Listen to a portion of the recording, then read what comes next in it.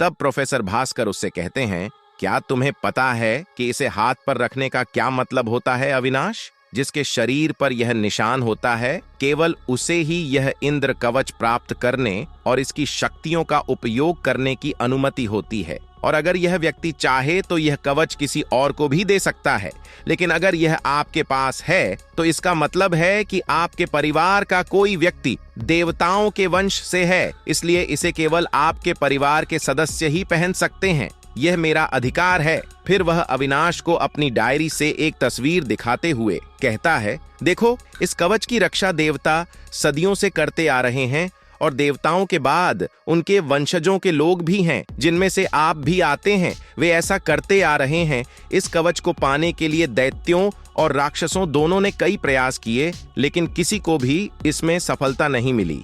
अब आपका कर्तव्य है कि आप इस कवच की रक्षा करें और इसे किसी के पास न जाने दें।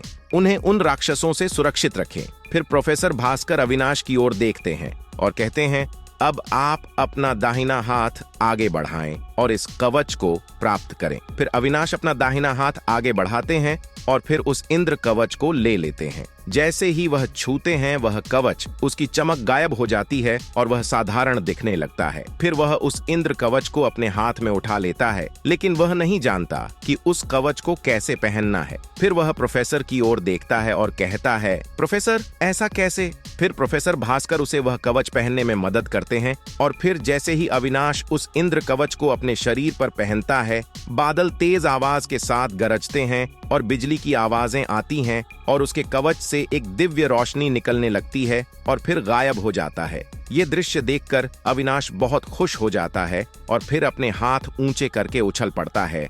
तभी अचानक उसे याद आता है कि उसके बाएं हाथ में दर्द था, लेकिन अब उस हाथ में दर्द नहीं हो रहा है। इस बात की पुष्टि करने के लिए वह अपने दाएं हाथ से अपना बायां हाथ पकड़ लेता है और उसे इधर उधर घुमाता है और फिर चोट वाली जगह पर दबाकर देखता है, लेकिन उसे बिल्कुल भी दर्द महसूस नहीं होता है। फिर वह उसके सिर और पैरों पर लगी चोटों को देखता है और फिर हम चारों ओर घूमते हैं और देखते हैं जिस पैर में कुछ देर पहले दर्द हो रहा था और जिसके कारण वह चलते समय लड़खड़ा रहा था, अब बिल्कुल भी दर्द नहीं हो रहा था। प्रोफेसर भास्कर यह सब देख रहे थे चीजों को बहुत सावधानी से, और फिर उन्होंने अविनाश को डांटते हुए कहा, तुम क्या कर रहे हो? क्या तुम खुशी से पागल हो गए हो? तब अविनाश ने उनसे कहा, नहीं सर, दरअसल उस सीनियर की पिटाई से मुझे बहुत चोट लगी थी, जिसके कारण मेरे शरीर में बहुत दर्द हो रहा था, लेकिन जब से मैंने यह इंद्र कवच पहना है, मुझे कोई दर्द नहीं हो रहा है, बिल्कुल। और इसके अलावा मैं बहुत तरोताजा महसूस करता हूँ।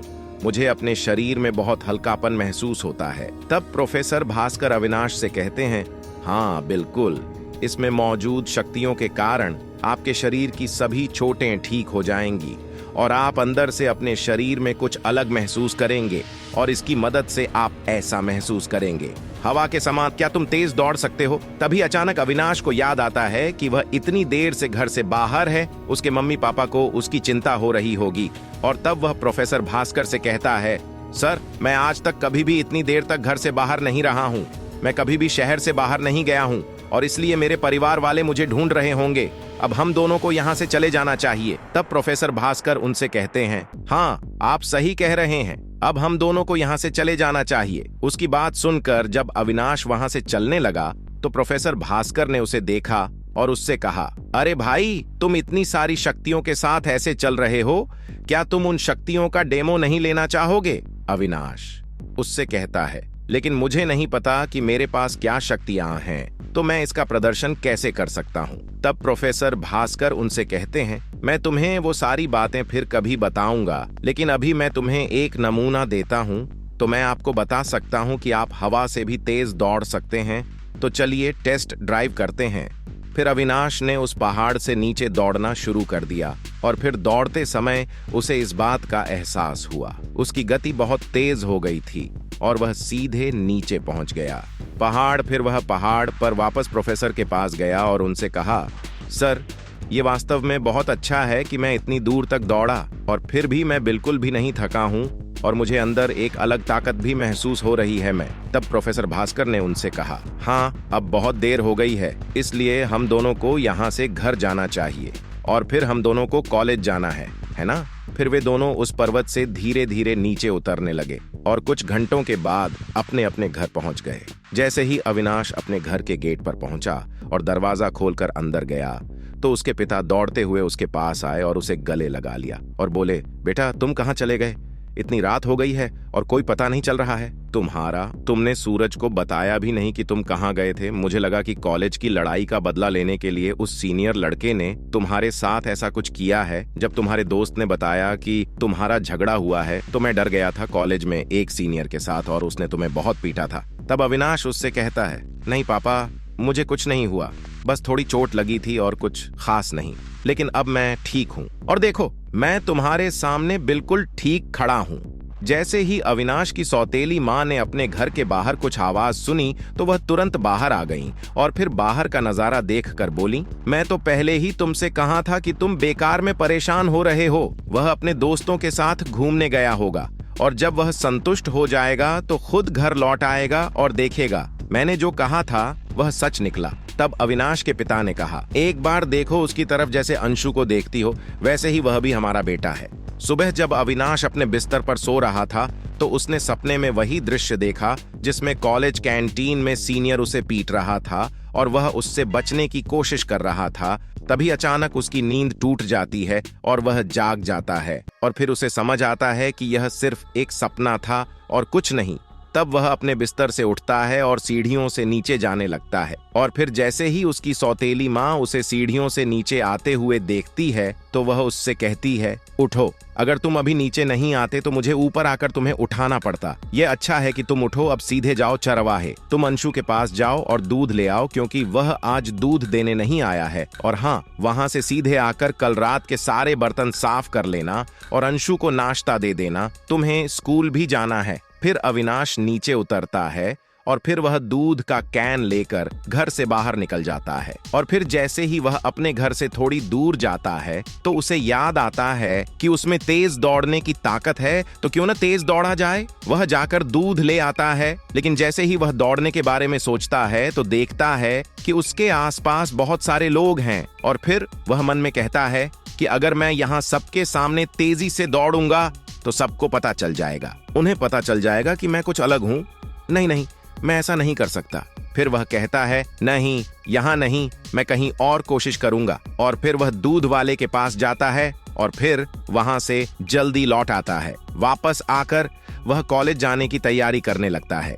कुछ देर बाद अविनाश कॉलेज बस में बैठ गया और अपने कॉलेज पहुंच गया और कॉलेज पहुंचते ही उसने अपनी घड़ी में समय देखा तो उसे पता चला कि आज वह समय से पहले कॉलेज पहुंच गया है और उसका सबसे अच्छा दोस्त अभी तक कॉलेज नहीं पहुंचा। तो सोचने लगा, यार, इस कवच को पाने की खुशी में मैं आज थोड़ा जल्दी आ गया और सूरज का यह बच्चा अभी तक नहीं आया। इसके बिना मेरा मन नहीं लग रहा। अब हमें कुछ देर उसके आने का इंतजार करना होगा।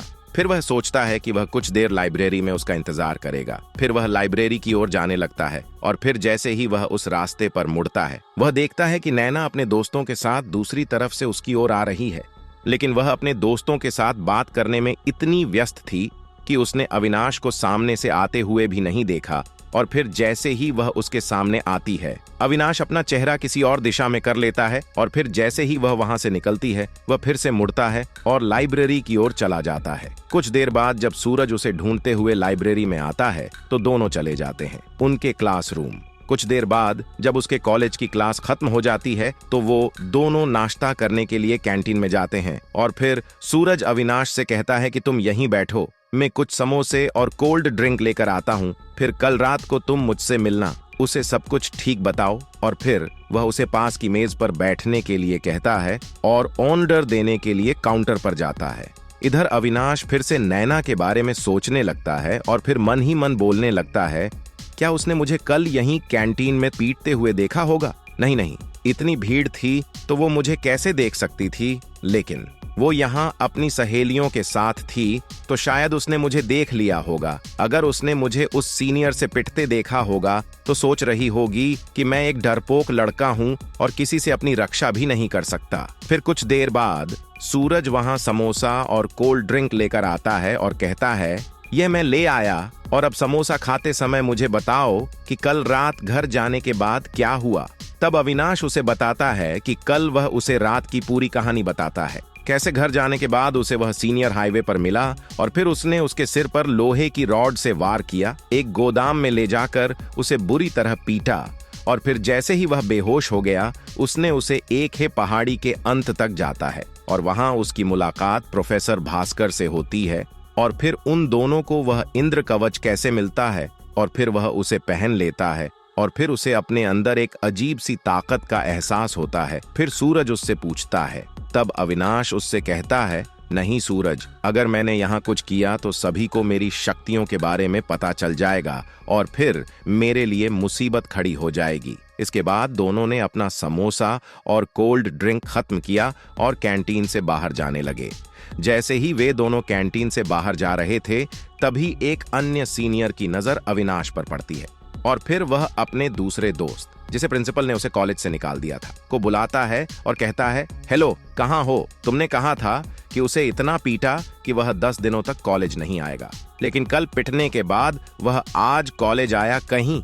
तुम अपनी बहादुरी दिखाने के लिए मुझसे झूठ तो नहीं बोल रहे थे? तब उसका दोस्त कहता है, नहीं दोस्त, मैंने तुमसे कभी झूठ नहीं बोला और वैसे भी तुमने मुझे कई बार दूसरे स्टूडेंट्स को पीटते हुए देखा होगा, फिर भी तुम मुझ पर शक कर रहे हो।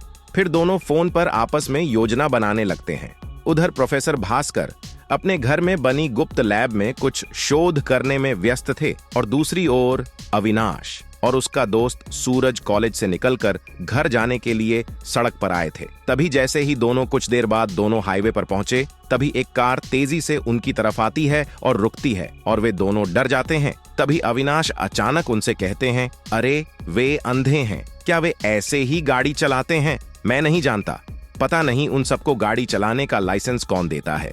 फिर उनकी बातें सुनकर कार का दरवाजा खुलता है और अंदर से वही सीनियर बाहर आते हैं और फिर कुछ देर बाद कार के बाकी 3 दरवाजे खुलते हैं और कुछ और लड़के हाथों में डंडे लेकर आते हैं और आगे बढ़ने लगते हैं ये दोनों। तभी अविनाश और सूरज उनकी मंशा समझ जाते हैं और वे दूसरी दिशा में भागने लगते हैं और फिर सीनियर और उसके साथी कुछ दूर तक पैदल उनका पीछा करते हैं और फिर उनका एक साथी कार लेकर आता है और फिर वे सभी कार में सवार हो जाते हैं। वो उनके पीछे भागने लगते हैं। कुछ देर पीछा करने के बाद जब अविनाश और सूरज थक जाते हैं तो सीनियर का एक दोस्त तेजी से पीछे से उनकी तरफ आता है और उन दोनों को पकड़ लेता है और फिर वह उन दोनों को पकड़कर उसी जगह ले जाता है जहां वह पहले अविनाश को ले गया था, उसी अंधेरे गोदाम में, और फिर उन दोनों को रस्सी से अलग अलग कुर्सियों पर बांध देता है। लेकिन इस बार डरने जैसी कोई बात नहीं है, क्योंकि जब अविनाश और सूरज उन लोगों से बचकर भाग रहे थे तो अविनाश ने सूरज से कहा था,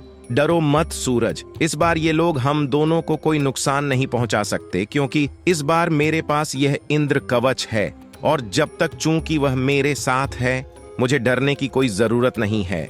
अब वह जो भी करे उसे करने देना ठीक है। कुछ देर बाद जब उन्होंने अविनाश और सूरज को कुर्सी से बांध दिया तो सीनियर उनके पास आए और बोले, मैंने सोचा था कि इतना पिटने के बाद तुम कुछ दिनों तक कॉलेज नहीं आओगे, लेकिन तुम बिल्कुल अच्छा। और फिर इतनी मार खाने के बाद भी तुम अचानक से कैसे ठीक हो गए? क्या तुम्हारे पास कोई जड़ी बूटी है जिसे खाकर तुम तुरंत ठीक हो गए और दोबारा मुझसे पिटने आए? तब अविनाश उससे कहते हैं, जड़ी बूटी लूट का माल नहीं बल्कि कुछ और है जिससे मैं तुम्हारी बैंड बजाऊंगा। इतना कहने के बाद अविनाश कुर्सी पर बैठे बैठे उन सभी रस्सियों को खोल देता है और फिर खड़ा हो जाता है और फिर वह सीनियर की ओर बढ़ता है और उसके पेट पर मारता है। वह एक जोरदार मुक्का मारता है। उस मुक्के की वजह से वह दूर गिर जाता है। उसके सभी दोस्त अविनाश की ओर बढ़ते हैं और फिर एक के बाद एक उस पर हमला करना शुरू कर देते हैं। अविनाश उनके सभी हमलों से बच जाता है। वह उन सभी को बुरी तरह से पीटता है और फिर चला जाता है। अविनाश सूरज के हाथ में बंधी रस्सी को खोलता है और उसे वहां से लेकर घर चला जाता है। प्रोफेसर भास्कर कल रात हुई घटना के बारे में कुछ और शोध करने में व्यस्त थे और फिर वह अपनी गुप्त लैब में अपने कंप्यूटर पर बैठ जाते हैं और कुछ खोजने लगते हैं और फिर उन्हें अपनी डायरी में कुछ दिखाई देने लगता है।